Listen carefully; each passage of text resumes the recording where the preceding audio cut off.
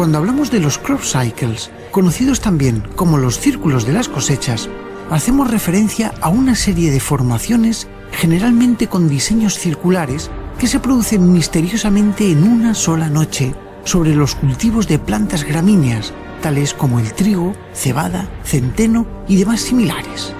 aunque en ocasiones se han llegado a formar incluso en el maíz y también en pequeños árboles.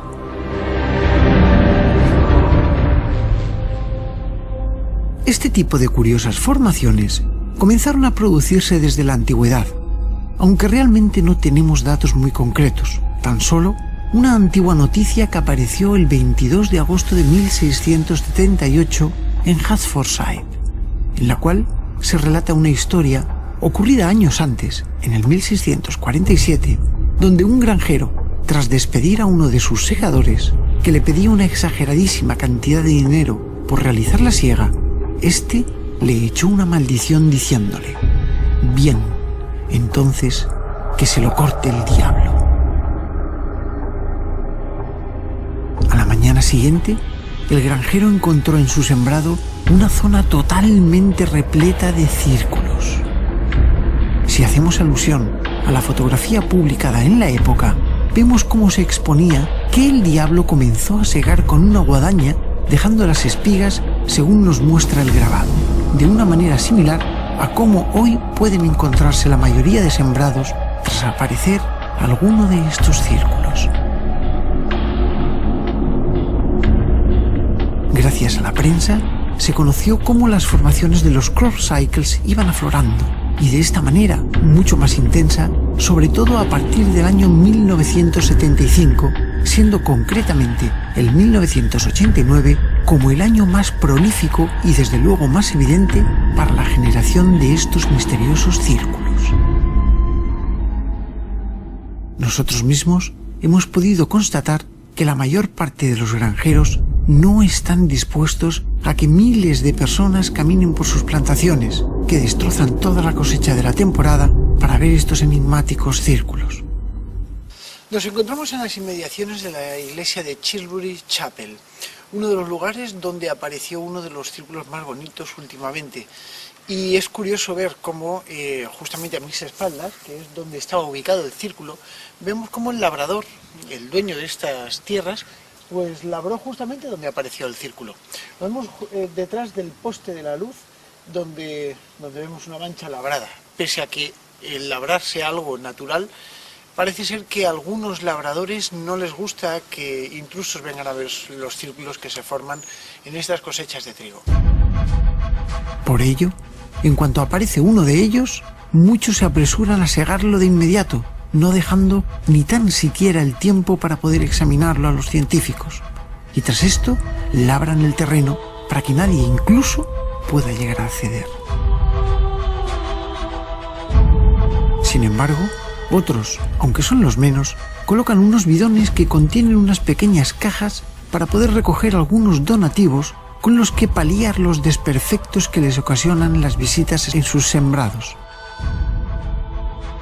Esto no significa en modo alguno que pretendan hacer negocio con ello, ya que tras examinar una de las cajas encontramos que contenían tan solo unas pocas libras que ni tan siquiera alcanzaban para poder tomar un refresco en cualquier cafetería. Con respecto a los círculos, podríamos decir que tienen una época concreta para su aparición. Los primeros suelen aparecer entre el mes de marzo y abril, y los últimos entre agosto y septiembre, casi coincidiendo con la finalización de la recolección de las cosechas.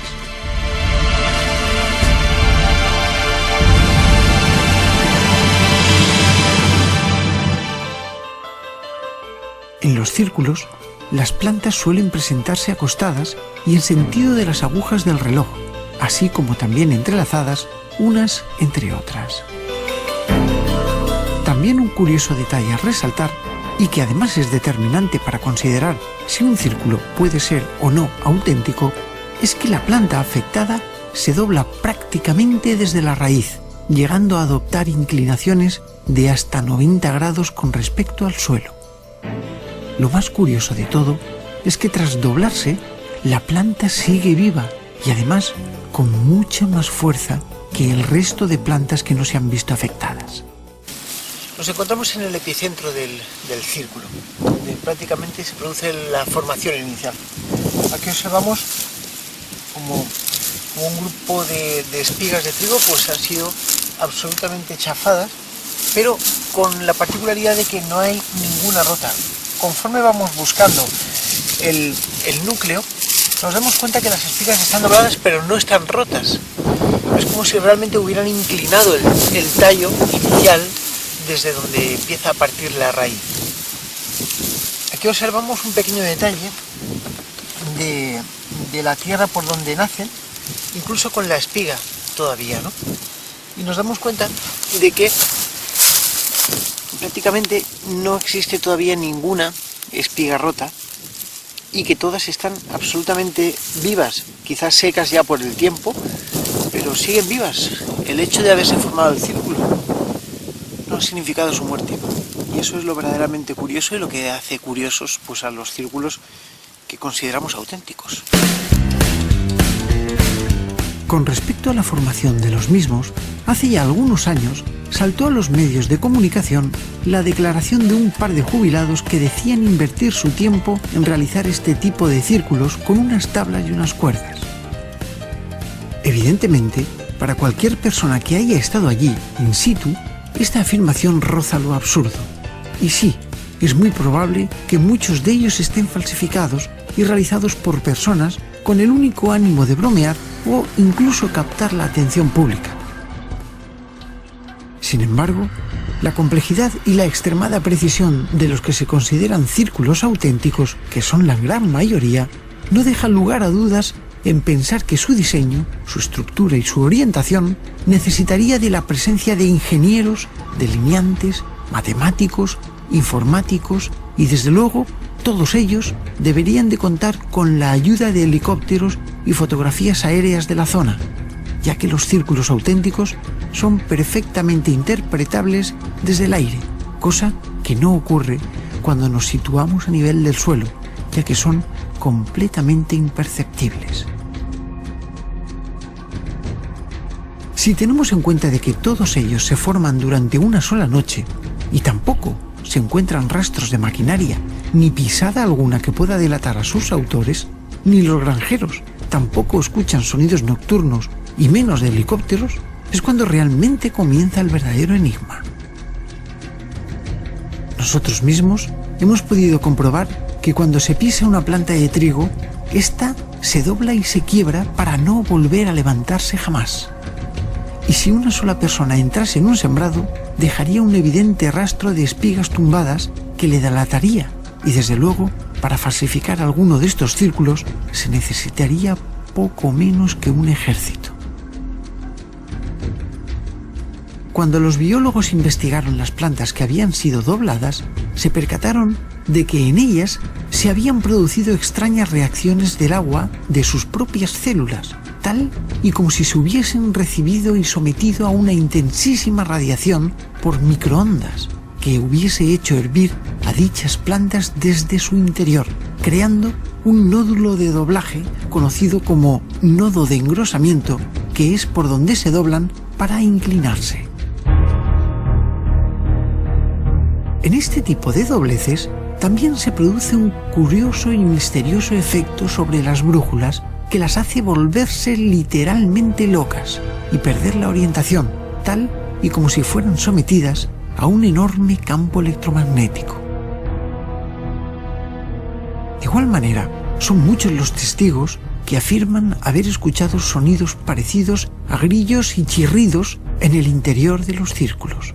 así como también dicen haber visto extrañas y misteriosas formaciones de luces a las que se les atribuye el poder formar tales estructuras circulares.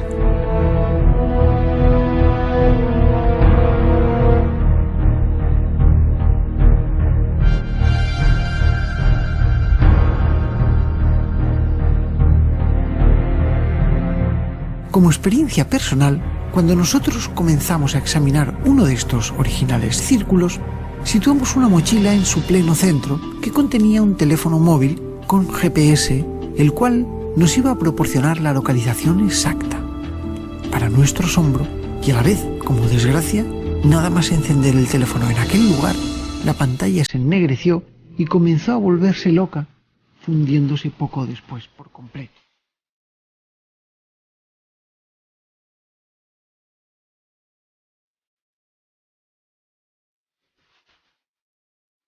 Como intento de explicar de manera lógica este tipo de formaciones, muchos son los que apuntan a que se forman como consecuencias de fuertes vientos y remolinos intensos. Sin embargo, este planteamiento fue totalmente desechado, ya que sería iluso pensar que un remolino entrecruzase las plantas y las doblase todas por la misma altura sin llegar a afectar al resto de la plantación. Terence Midden llegó a afirmar que la causa de los círculos podría encontrarse en la formación de vórtices energéticos o de plasma, producto de algún tipo de fenómeno meteorológico similar al de las formaciones del rayo en bola. Sin embargo, pensar en una bola de plasma en plantaciones de trigo es pensar en un fuego inmediato y, desde luego, las plantaciones no se queman por el hecho de presentar este tipo de círculos. Y por último, hay una curiosa hipótesis conocida como hipótesis de Gaia que pretende hacernos pensar en que el planeta está intentando comunicarse con los seres humanos, quejándose del trato que se le está dando.